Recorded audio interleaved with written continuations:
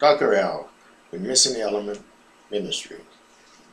We can call it me. Got something to share with you today. Hey, you heard it. Can I just be me today? You heard it. It's a new day. For who? To change old ideas for new. Those who say this, say it to make their lifestyles legitimate and proper. As far as it being a new day, they're absolutely right. It is. It's a new day. However, a new day doesn't necessarily mean that it's also a better one. Simply because men have invented new laws by which to govern theirs as well as other men's lives. This in no way erases the old laws of the one who created and put us here in the first place. In fact, for the very reason that men have been trying so hard to eradicate some of the old laws, day-to-day man's problem on this planet steadily grows worse. Relationships, families, and our children, our schools, are all in trouble. What are you hearing about? People are having more problems now, more divorces than ever before. The families are falling together and coming against one another, as God said it would, God's words. Our children are just out of control. Why? Because the government took control out of the homes and put it in their little study books, and we're going to use us as a project to see what would happen. After it happened, after the fact, then they charge us for the crime for not being good parents. You would think in today's society that life was just birthed yesterday.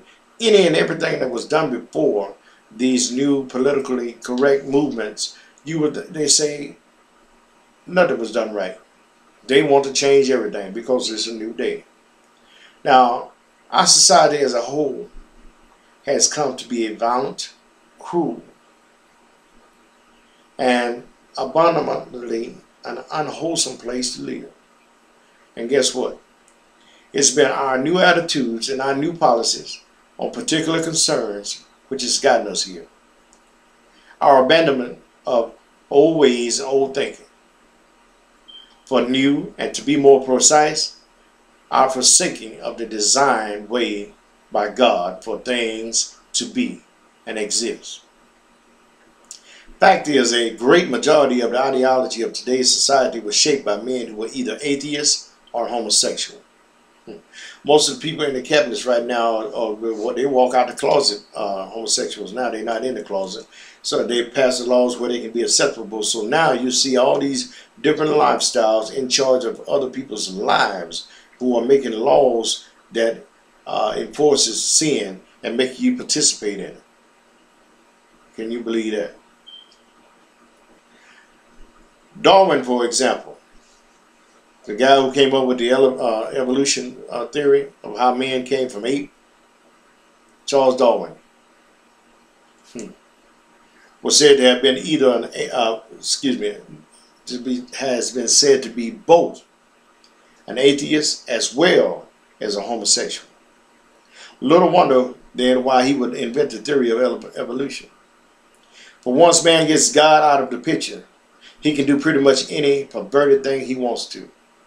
Yes, man has abandoned the design way for things to be in order to accept what, in many instances, are things which actually hurt and go against the natural and proper order of things. Case in point, ours today is a world where it's legal, or at least permissible, for a man to have as many homosexual lovers as he desires. And in fact, he can even have as many as he wants to live with as his in-house lovers. There are even some places advocating or which allows homosexual marriages. But now here's where the irony comes in. And some of these very same places where homosexuality, cohabitation, and or marriages are accepted, are being advocated, a man will be put into prison if he's found to have more than one female wife. Imagine that.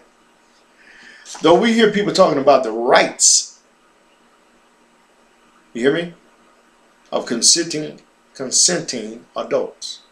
When it comes to defending homosexuality, they talk about they have a right to do that because they are adults and they can make their own decision. They can do this.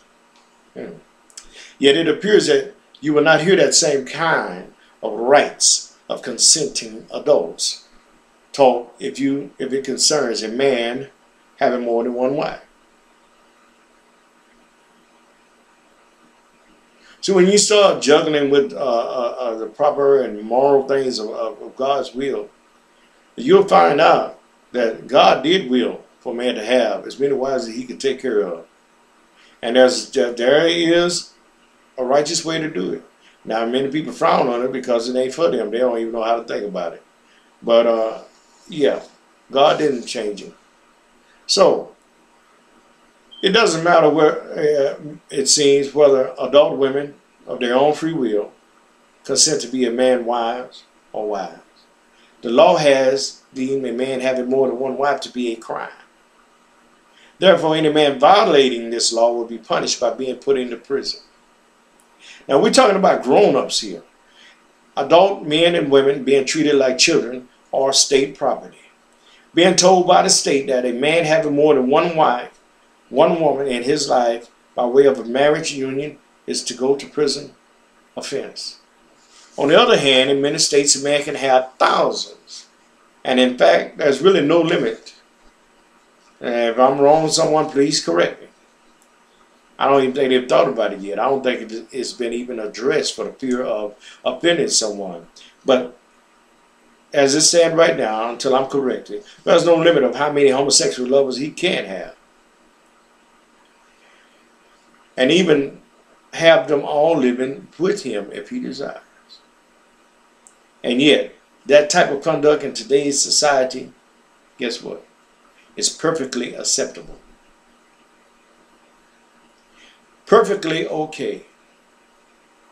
Fact is, in many places, though it's against the law to discriminate against or try to prohibit homosexual activity or its cohabitation, it's not against the law, however, to put a man in prison for having more than one wife.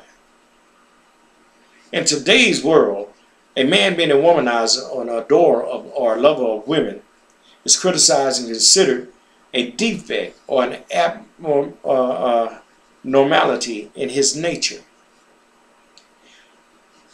There's an instance where a guy was actually told that he should get psychiatric help for this disorder. Well, he wasn't right. He wasn't normal to have a desire for women. You're not right. To have a desire for more than one woman, there's something wrong with you. And we can't tolerate this. This is unacceptable. Now, if you wanted another man, then you see, we'd have to fight for your right to do this. Do you hear me?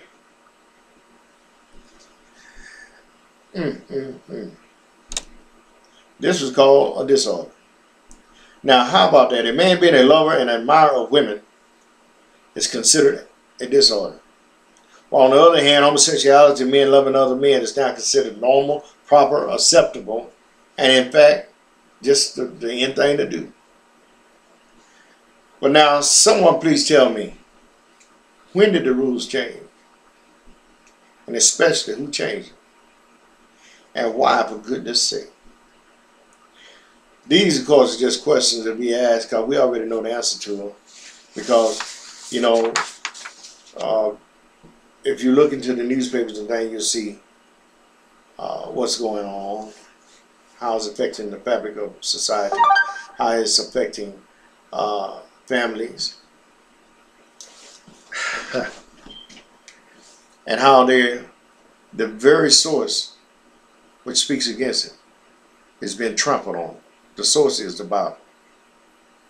We've been fought against and been brainwashed,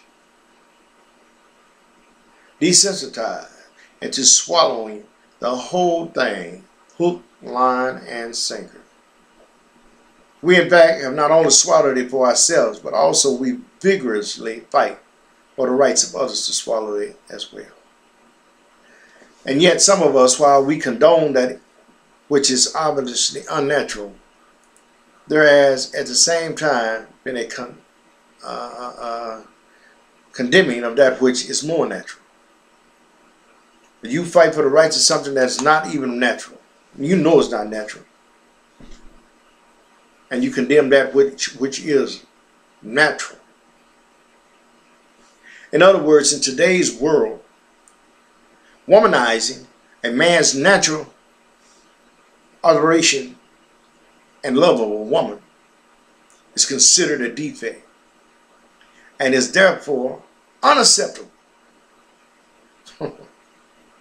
While sodomizing, have you heard that word before? If you're a Bible studier, scholar, reader, you may have heard of Sodom and Gomorrah. Well, you know what happened then. Okay. Men making love to other men is considered to be perfectly okay. Natural is out. Unnatural is in. Sanity is out. Insanity is in.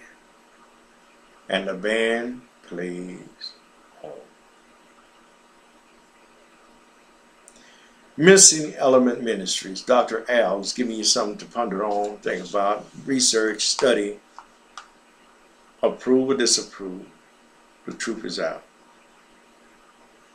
Rightly dividing the Word of God, showing ourselves to be approved. That is my time. Thank you for yours.